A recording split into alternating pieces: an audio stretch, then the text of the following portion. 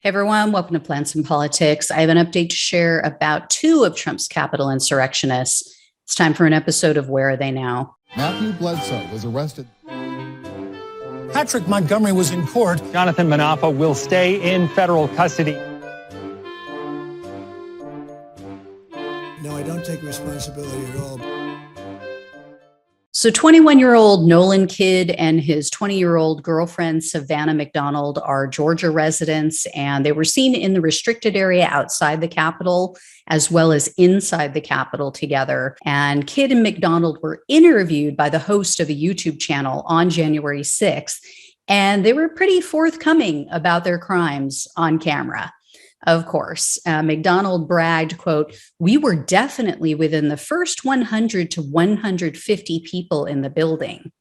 And Kidd said, quote, "We got in from the back," and, quote, "They've tear gassed the inside too." He also stated that they got on an elevator and that they rode to the top floor of the Capitol. And Kidd also admitted to stealing government property. He pulled off his MAGA hat that he was wearing and he revealed a Capitol Police hat. And he told the interviewer, quote, "I did get a souvenir."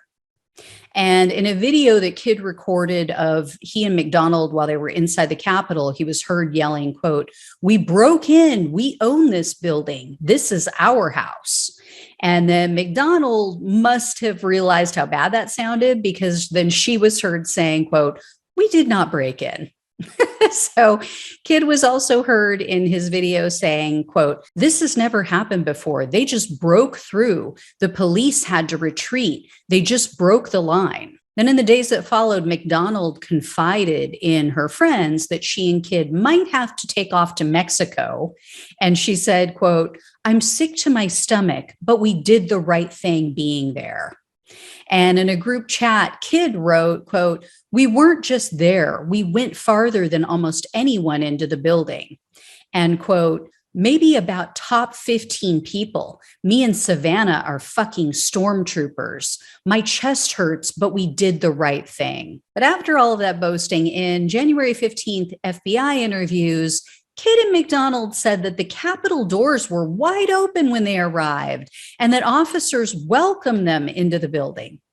So did you break in or were you welcomed in? Anyway, Kidd and McDonald were arrested on May 11th of last year, and they were each charged with only the basic 4 misdemeanors: entering a restricted building or grounds, 2 counts of disorderly conduct, 1 count of parading or demonstrating in a Capitol building. So no theft charge for Kidd, which is complete BS. And they each pleaded guilty on February 7th of this year. And so they were each facing up to 6 months in jail, up to $5,000 in fines, and up to 5 years of probation. However, as is always the case, prosecutors choked. They requested only a 90-day sentence for each of them. And the prosecutor told the judge that McDonald deserves some jail time because she lied in her FBI interview. She said, as I mentioned, that they were welcomed into the building by the police. And then they also cited her continued defense of her actions as a reason why she belonged behind bars. And as you would expect, the attorneys for each of the defendants, Kidd and McDonald, asked for only probation. For some reason, they were sentenced 1 day apart, but they both had the same judge overseeing their cases. So during the sentencing hearing for McDonald, she told the judge that by January 7th, quote, "Honestly, I had the feeling that that was wrong. It was very dumb." And in regard to her comments to her friends on January 7th, McDonald said that she was, quote, "just talking big." U.S. District Judge Christopher Cooper presided over these 2 cases, and he asked McDonald, quote, "When you think about people who died and what January 6th has done to our country, how does it make you feel?" And McDonald replied, "Not proud." At Kidd's sentencing hearing, Judge Cooper told him, quote, "You were part of the first wave of folks through the doors, as you yourself bragged about." And then the judge also noted that Kidd admitted to hearing alarm bells, seeing broken glass, and knowing that tear gas had been deployed. And he said to Kidd, quote, "You saw people hit with pellet balls, so you knew law enforcement wasn't inviting you in." But Kidd tried to win points. He told the judge that, oh, but I shared a phone number of one of the other members of the mob. I mean, those are my words, not his. But he said he gave this guy's number to the FBI. And Kidd explained that he got this guy's phone number while they were at the Capitol, but then he saw this guy carrying, quote, what looked like a cannonball covered in shards of glass. As soon as I realized he actually broke something, that wasn't the kind of person I wanted to be involved with. Oh, but the people who broke the windows to get in, the people who busted open the doors, they were okay with you. You were fine with being associated with them. You followed them into the Capitol. Those are my words, not the judges. But anyway, I wish I was one of these judges.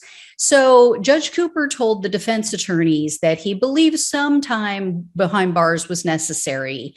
And he believed that Kidd was more culpable for inviting McDonald to travel with him to DC. And then he told Kidd, quote, I don't think a term of probation is really appropriate for you. You're not the type of person who needs supervision. You've sought out health treatments on your own. You don't need probation's help to seek out services if you need them. Unfortunately, Cooper has said that he isn't 100% certain that he can impose a split sentence of both jail and probation for these petty misdemeanors. So he's waiting on the Department of Justice to make a final ruling before he does that. With that in mind, he sentenced Kidd to only 45 days in jail and a $500 restitution fee. And he sentenced McDonald, for some reason, to only 21 days in jail and also a $500 fee. Obviously, I think this is woefully inadequate. I really think the prosecutor also did a piss poor job with Kidd's case, especially. He was seen on camera with stolen property. He admitted to it on camera, and yet they don't even bother to charge him with that crime. And why these prosecutors have only charged one person with lying to federal officers is unbelievable. They have failed this entire country. And for the judge to not impose any community service hours or a fine is pathetic. So yeah, I mean, if you bring these people before a judge and you're giving them these petty misdemeanors and they've said up front, oh, I don't think I can give a split sentence for a petty misdemeanor, that's on you. That's on you, prosecutor. Do better. They could have hit him with the theft of government property.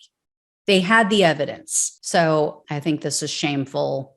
These two clearly lied. I don't believe them whatsoever. I don't think they give a damn at all. I don't think they have any remorse.